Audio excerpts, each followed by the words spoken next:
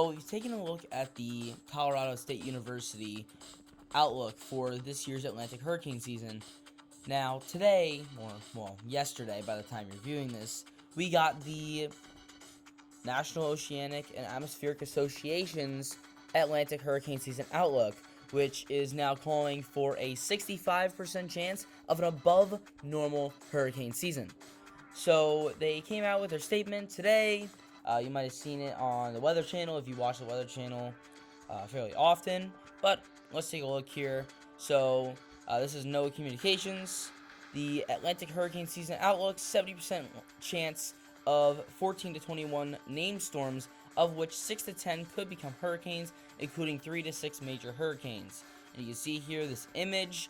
We have a 65% chance season probability of an above normal hurricane season.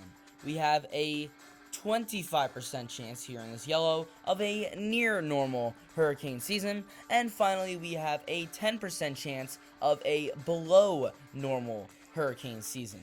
This is from NOAA, so we've seen the different outlooks now, and here is all of them. So this is from the Weather Channel at a glance. NOAA agreed with other outlooks calling for yet another active hurricane season in 2022.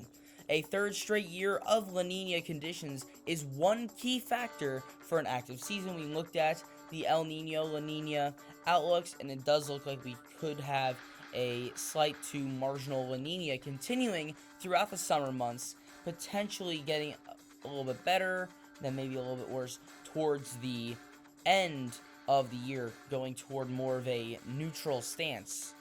So we're still in La Nina mode as of now. Finally, this season could be similar to last year's hurricane season. So here is the forecast from the 30-year average, Colorado State University, the Weather Channel, which under their broader umbrella as the Weather Company, and NOAA. So the 30-year average is 14 named storms with 7 hurricanes, with 3 major hurricanes category 3 or higher. Colorado State University predicted 19 total named storms with 9 hurricanes and 4 major hurricanes category 3 or higher.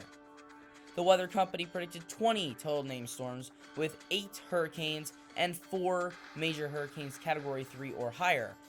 And NOAA is predicting the aforementioned 14 to 21 named storms, 6 to 10 hurricanes, and 3 to 6 major hurricanes category 3 or higher, which means that if we look at that range, which Colorado State and the Weather Company all fall into, we are looking at a minimum of an average season. Minimum.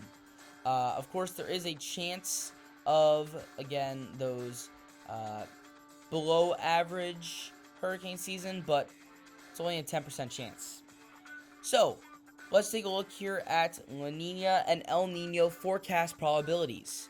Now, over the next few months, so we're starting off here with this first column, May, June, and July. The probability of a La Nina is just about 80% chance, with a about 20% chance of a neutral ENSO outlook.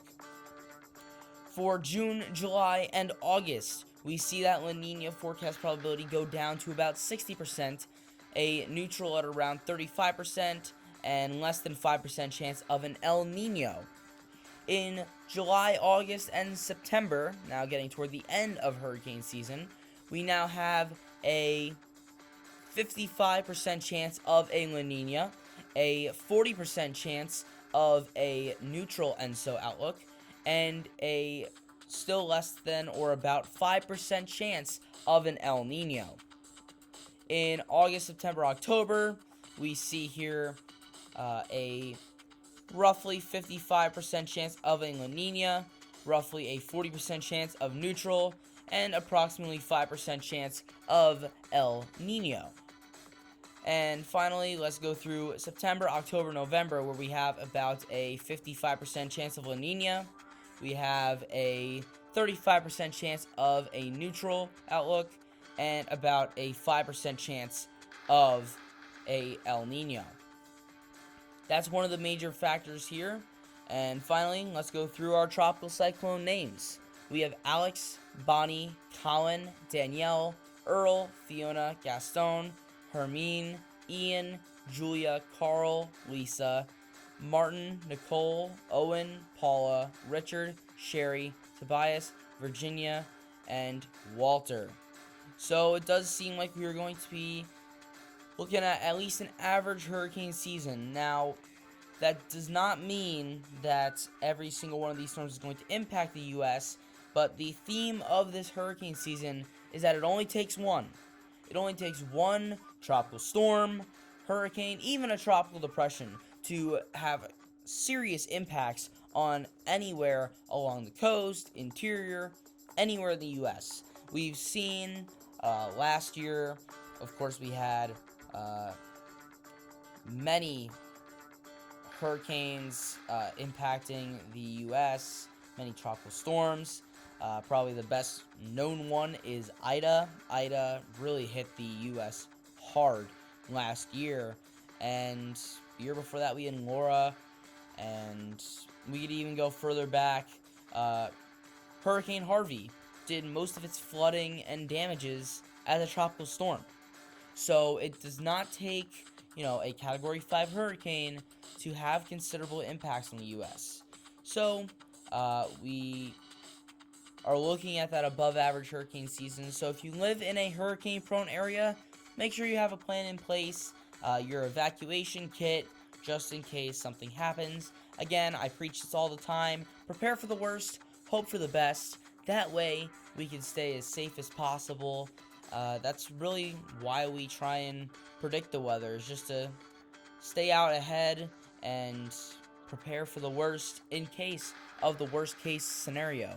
So, what do you think is going to happen this hurricane season? Do you think we're going to have that above average hurricane season, a normal hurricane season, or below average? Comment in the comment section down below. Just go through your three. How many named storms, hurricanes, and major hurricanes do you think we'll have this season? Drop them in the comment section down below. But that is all the information that I have for today. If you found this video informative and helpful, consider leaving a like, subscribing, and hitting the bell. But that is all the information that I have for today.